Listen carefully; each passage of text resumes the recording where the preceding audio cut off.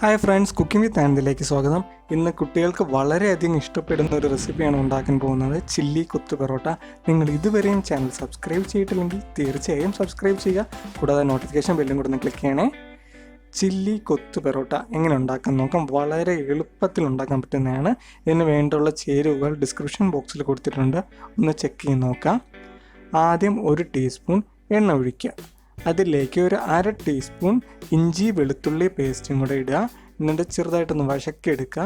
അതിൻ്റെ പച്ചപ്പൊന്ന് മാറുന്ന വരെ ഒന്ന് വഴക്കുക. എന്നിട്ട് അതിലേക്ക് ഒരു 1/2 കപ്പ് സവാള, ചെറുതായിട്ട് എരിഞ്ഞൊരു സവാളയും കൂടെ എടുക്കുക.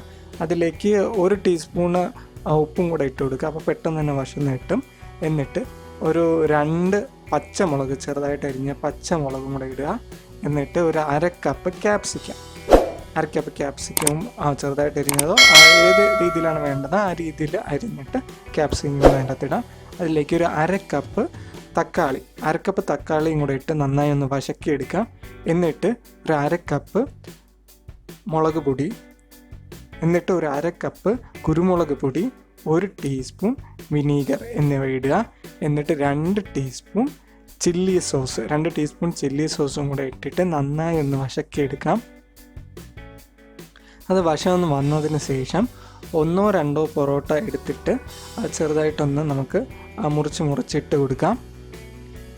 അങ്ങനെ ഷേപ്പ് വേണം എന്നുണ്ടെങ്കിൽ ചെറുതായിട്ടൊന്ന് കട്ട് ചെയ്തെടുത്തിട്ടാലും മതി.